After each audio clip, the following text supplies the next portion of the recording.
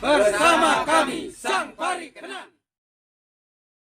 Om Swastiastu, Om Awiganamastu, Om Siddhirastu Tadastu, Om Narayana, Om Saraswati Jaya. Berjumpa kembali dengan kami di HNTV Channel. Pada kesempatan yang berbahagia ini, kami bersama dengan sang narasumber, Sang Parikenan. Om Swastiastu. Om Swastiastu. Selamat malam, bagaimana kabarnya? Sehat? Sehat. Astongkare.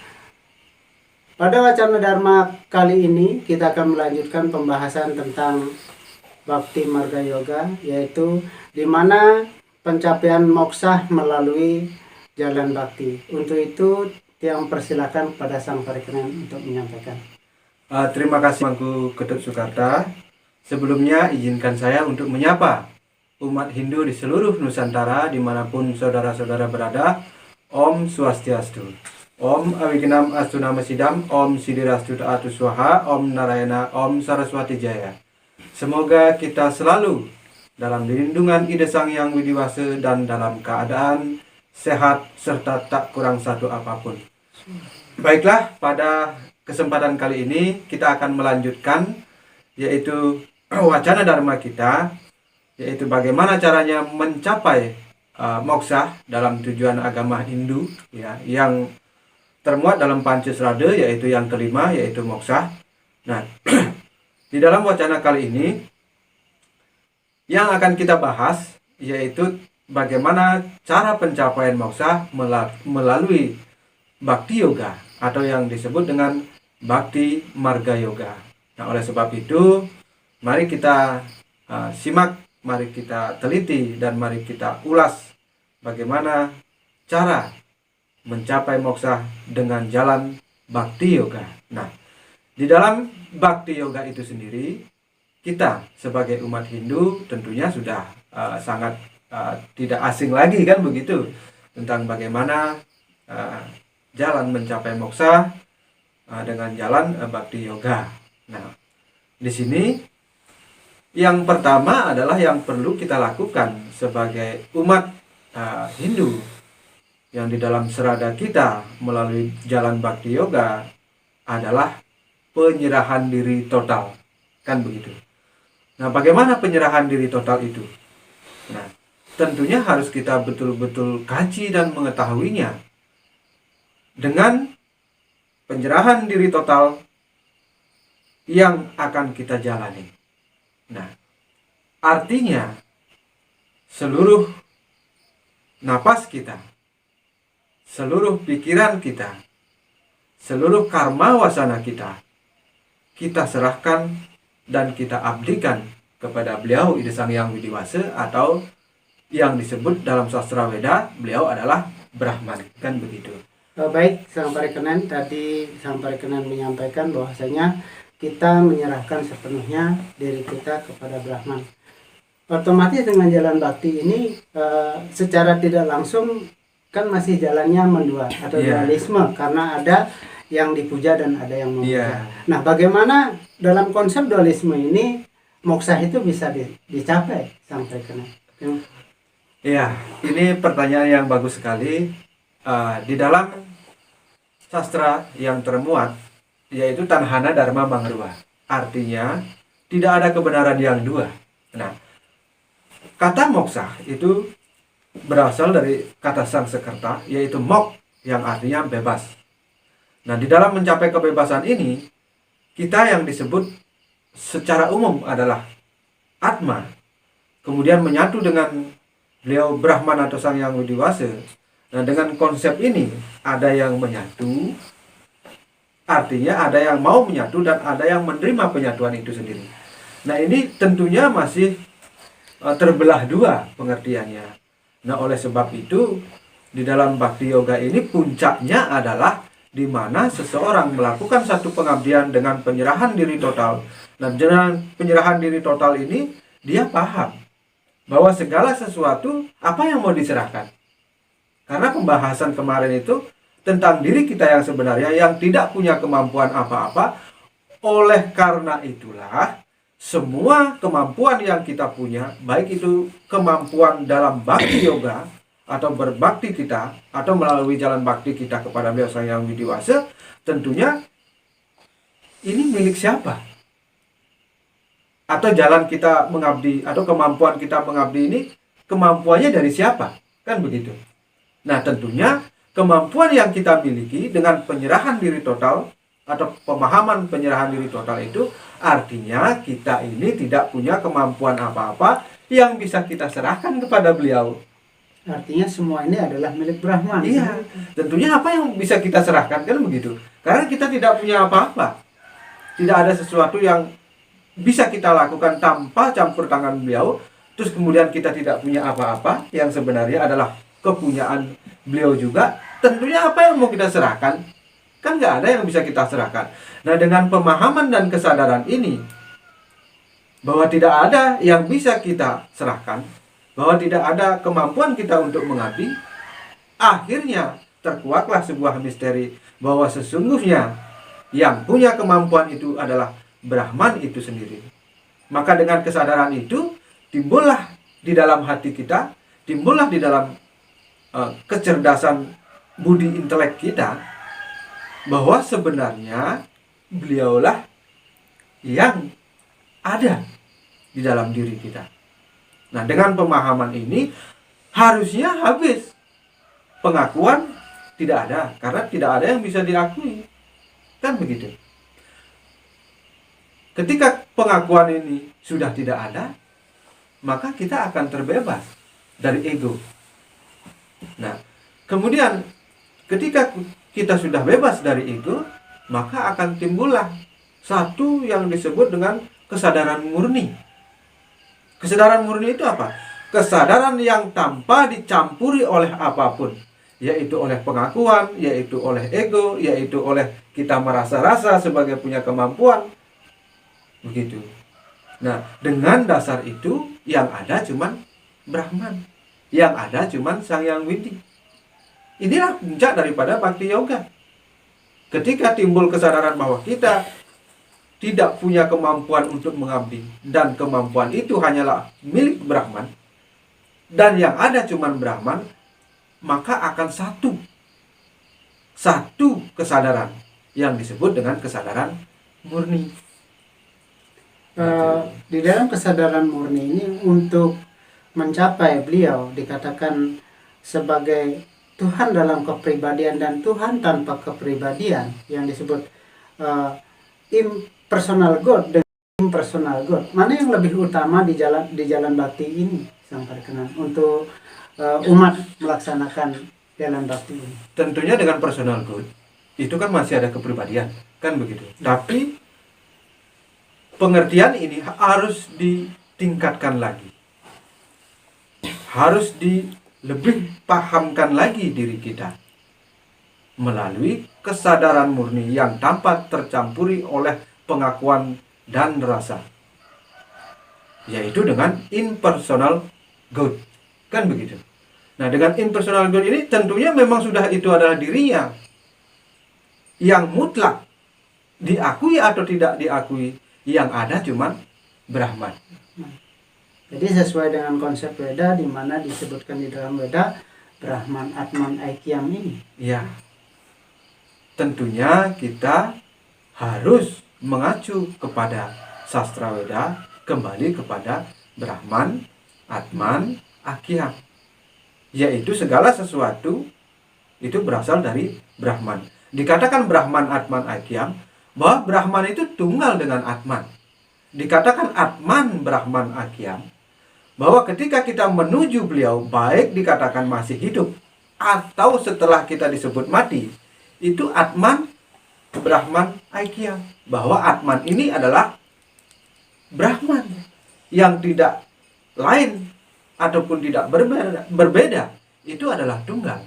Nah, oleh sebab itu, dimanapun umat Hindu berada, jangan ragu-ragu dan jangan mempunyai satu pola pikir bahwa di zaman Kali Yoga ini tidak bisa umat Hindu itu mencapai moksa seperti yang kita singgung. Justru Weda itu sangat fleksibel sekali atas dasar dengan cinta kasih Sang Hyang Widi, dengan cinta kasih beliau kepada kita, maka kita disediakan di zaman Kali Yoga ini pasti moksha masih bisa dicapai. Nah itu Artinya, tanpa jalan tapa, hanya dengan jalan bakti, moksha ini bisa dicapai. bisa, tetapi dengan satu syarat. Jalan bakti adalah sebagai pengantar, di mana puncak jalan bakti yaitu pelepasan dari pengakuan bahwa kita ini mampu mengabdi, bahwa kita ini mampu berbakti. Ini seharusnya hilang di ujung daripada bakti yoga ini. Karena di ujung bakti yoga, seseorang sebenarnya harus melepaskan pengakuan itu sendiri tentang dirinya mampu mengabdi. Itu yang perlu ditekankan. Nah, oleh sebab itu maka akan hadir yaitu kesadaran murni. Sebenarnya kesadaran murni pun itu hanyalah sebagai pengantar. Sadar atau tidak sadar bahwa sebenarnya kenyataannya siapapun seseorang itu, keberadaannya disebut adalah Atman. Tetapi berdasarkan konsep Brahman Atman Aikyam, bahwa dirinya yang sebenarnya Atman dan bahwa Atman itu adalah Brahman, maka diakui atau tidak diakui, sadar atau tidak sadar, yang ada cuman Brahman. Jadi Begitu. semakin tertarik saya untuk belajar Samparikanan, di mana sadar atau tidak sadar, diakui atau tidak diakui, pada sesungguhnya dirinya adalah sang Atman itu sendiri, seperti itu, seperti yang Samparikanan sampaikan. Tetapi bagaimana agar konsep semacam itu tertanam di dalam jiwa setiap insani ini, yang tatanannya seperti Tatanannya apa? seperti apa? Itu yang perlu Tiang tanyakan kepada Samparikanan. Baiklah, pertanyaan yang bagus sekali. Bagaimana tatanan di dalam pemahaman serta pencapaian moksha melalui jalan bakti yoga yang pada akhir kesadaran kita adalah kesadaran murni? Bagaimana yang perlu kita lakukan atau apa yang perlu kita lakukan di dalam pemahaman kita, di dalam pola pikir kita sehari-hari, kan begitu? Tentunya yang harus kita rombak adalah pola pikir kita. Mungkin selama ini kita tidak mengatakan siapa-siapa atau kita tidak menunjuk siapa dengan pola pikir yang keliru, tidak. Tetapi bagaimana kita merubah pola pikir kita yang selama ini mungkin merasa bahwa kita tidak ada kaitannya dengan Brahman.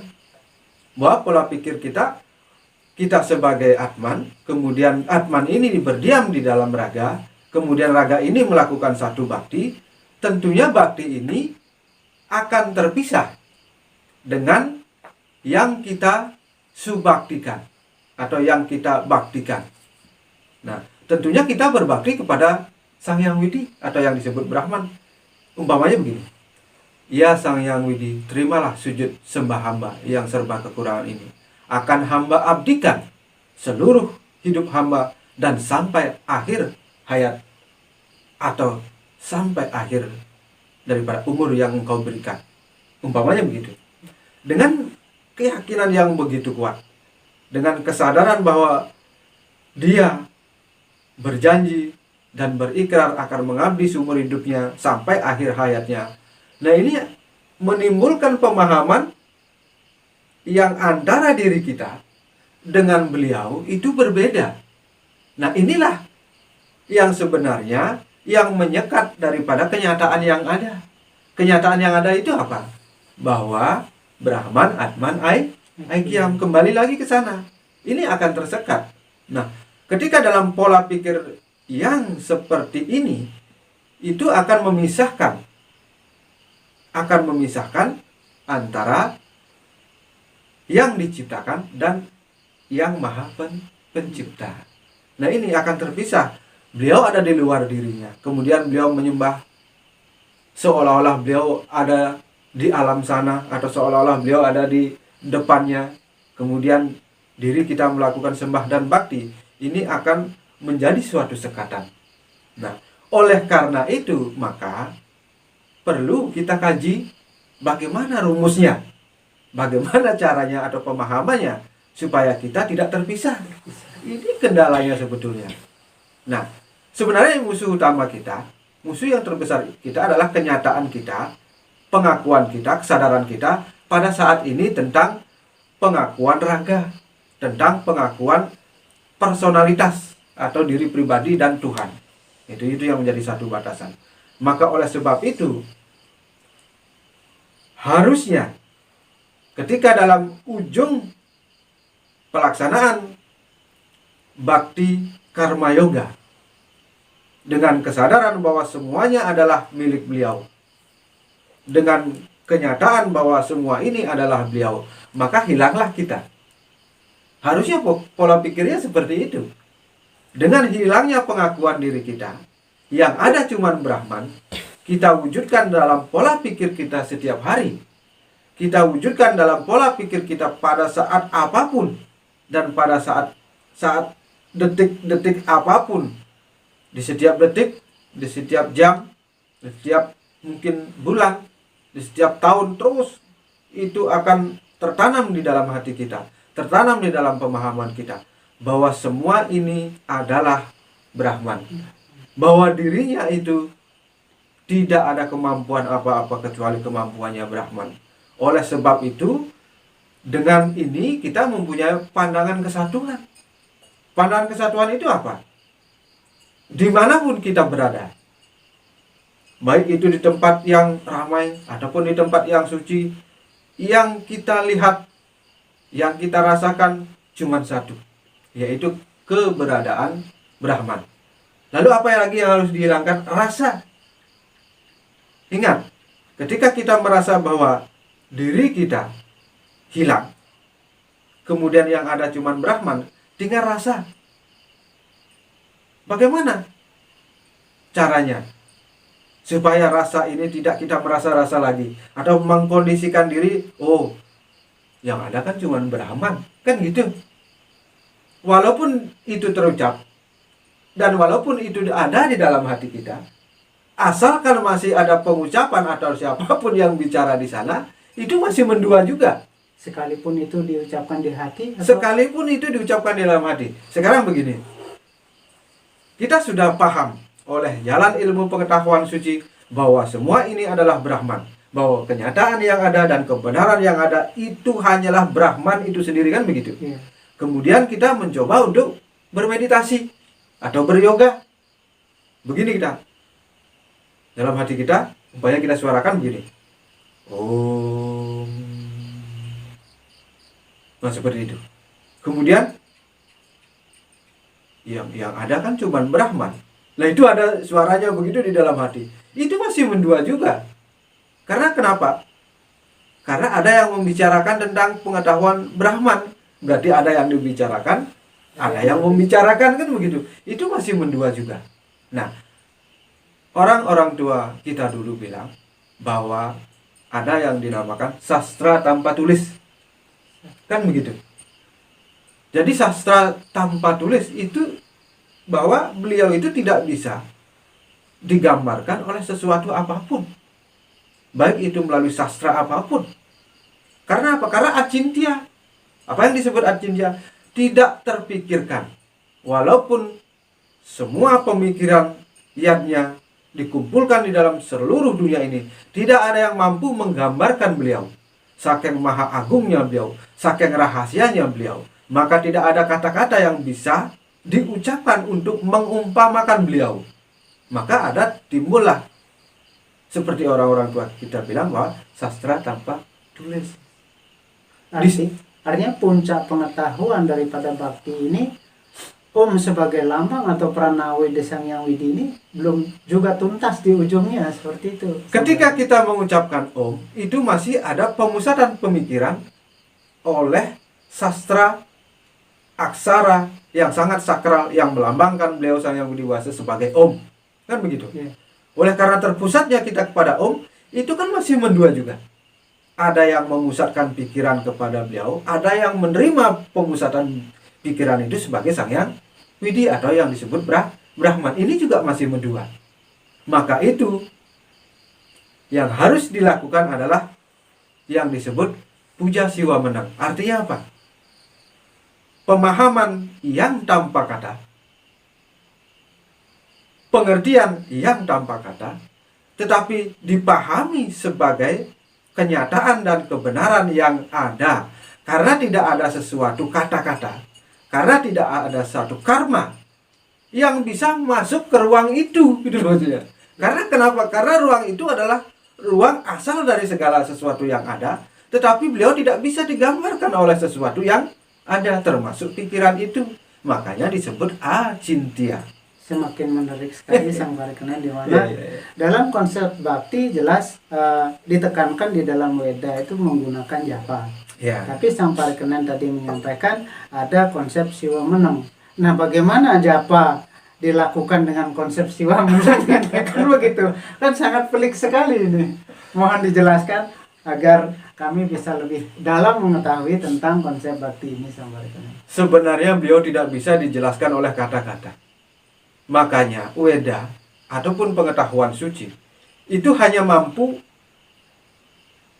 menyediakan ilmu pengetahuan suci untuk dipelajari, untuk dipahami oleh umatnya sebagai apa? Sebagai penggiring atau sebagai penuntun. Atau kalau di pariwisata itu kan ada pemandu wisatanya. Nah, sebagai penuntun untuk menuntun umatnya agar mencapai kepemahaman itu. Karena kita tidak bisa menerangkan, oh Sang Hyang Widi itu begini, oh rupanya begini. Kan tidak bisa. Kenapa? Karena beliau tidak bisa diwadahi oleh satu rupa saja. Karena beliau tidak bisa diwadahi oleh satu nama saja. Tetapi semua rupa dan semua nama asalnya dari beliau. Nah, oleh sebab itu, bagaimana kita menerangkan yang disebut dalam Saiwa Siddhanta, yaitu tentang Tuhan Nirwiguna Brahman? Tidak bisa. Karena dia nir. Nir itu apa? Tidak tergambarkan, tidak terpikirkan. Berarti tidak ada sesuatu kata-kata untuk bisa menjelaskan beliau secara sempurna, kan begitu? Atau pikiran kita tidak akan mampu mencapai ruang itu. Ketika kita ingin menerangkan beliau melalui konsep, ini perlu dikaji. Karena beliau tidak bisa dikonsep oleh satu keterangan, oleh satu keberadaban ataupun kecerdasan, itu tidak bisa. Nah, oleh sebab itu di sini mudah-mudahan bermanfaat bagi umat Hindu di seluruh Nusantara dimanapun saudara-saudara kita berada, bahwa sebenarnya ketika ingin mencapai ruang itu tidak ada satu bahasa, tidak ada satu kata-kata, ataupun tidak ada satu karma wasana yang bisa menyentuhnya. Karena ruang itu, ini kita sebut ruang supaya lebih mudah dipahami. Sebetulnya juga bukan ruang. Bukan ruang itu maksudnya. Supaya lebih mudah dipahami. Nah, oleh sebab itu, dengan pemahaman yang seperti kita bicarakan tentang kenyataan dan kebenaran yang ada, bahwa semua ini adalah keberadaan Brahman. Berarti siapa yang bisa mencapai moksha? Apakah bisa manusia mencapai moksha? Kan begitu. Kita sebagai umat Hindu, kemudian kita merasa sebagai manusia, kemudian kita merasa memiliki kemampuan dengan jalan Bhakti Marga Yoga, kita merasa punya kemampuan sebagai manusia untuk mencapai moksha. Itu tidak bisa. Baik itu manusia, baik itu para dewa sekalipun, tidak bisa mencapai moksha. Alasannya kenapa? Karena keberadaan yang diciptakan itu adalah maya. Makhluk yang baru atau alam yang baru. Kan manusia itu sesuatu yang baru atau sesuatu yang diciptakan. Kemudian para dewa adalah mani prestasi ide Sang Hyang Widi. Itu kan diciptakan juga. Ya. Nah, segala sesuatu yang diciptakan itu adalah maya. Dan itu bukan kebenaran dan kenyataan yang ada. Tetapi kebenaran dan kenyataan yang ada adalah Brahman. Di luar itu maya.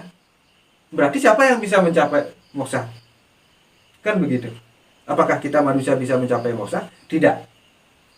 Kenapa bisa demikian? Karena keberadaan manusia itu sendiri sebenarnya tidak ada. Lalu keberadaan yang ada adalah Brahman.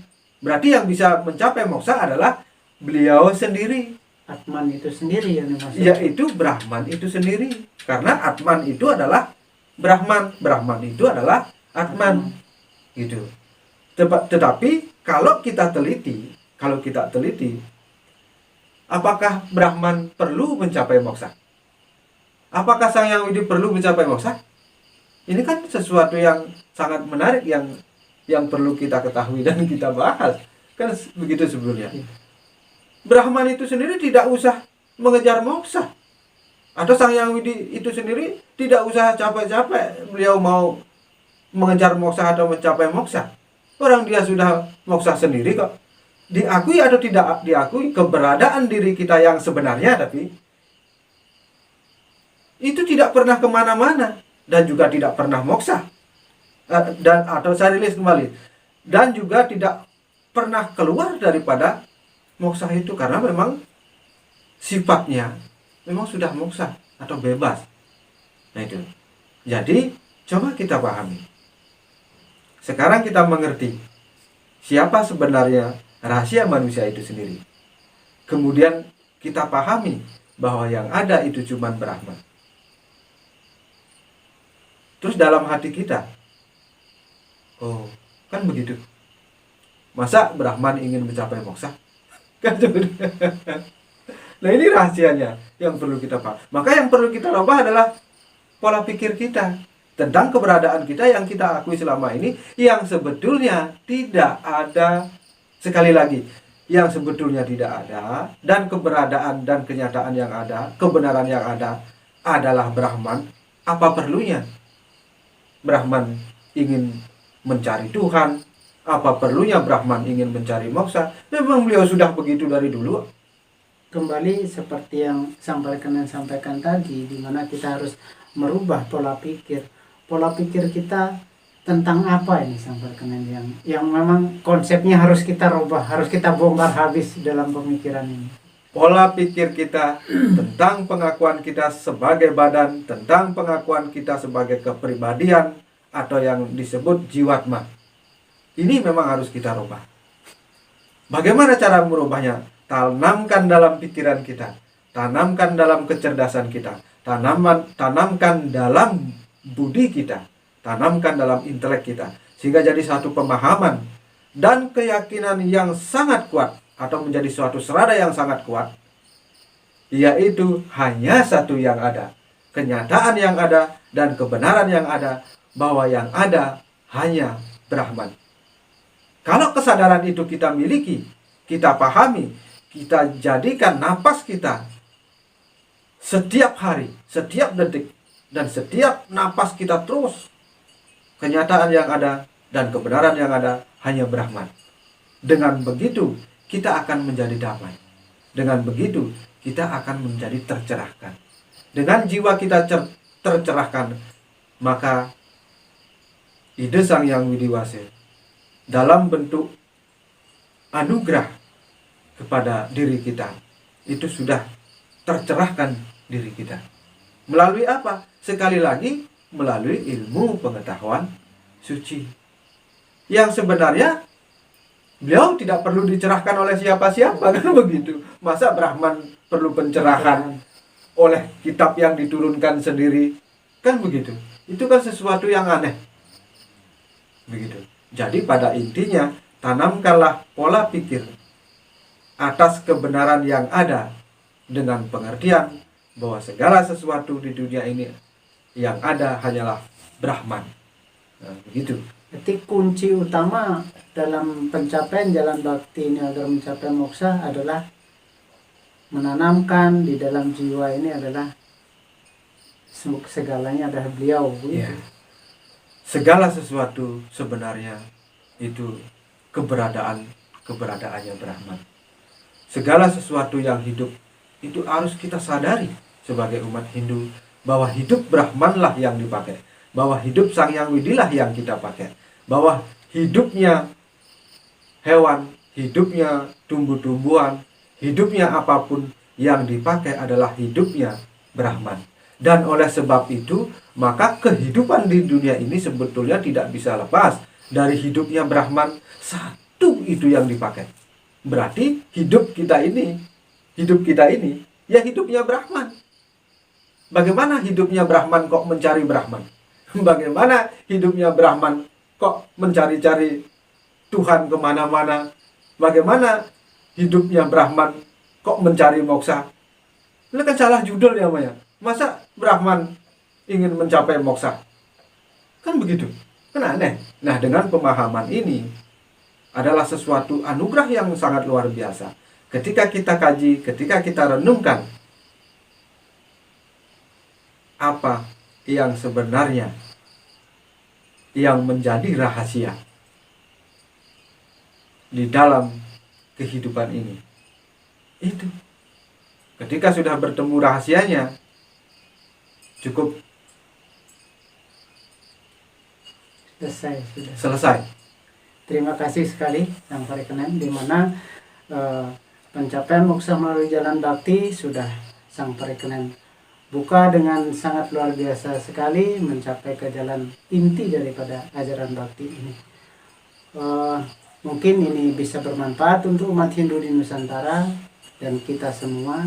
Semoga apa yang Sang Parikenan sampaikan ini bisa mulai merubah pola pikir umat Hindu di Nusantara atau umat manusia pada umumnya, sehingga dalam proses pencapaian spiritual tertinggi bisa tercapai. Untuk itu, dalam ulasan bakti ini Titiang Sinep dan Titiang ucapkan terima kasih kepada Sang Parikenan. Om Santi.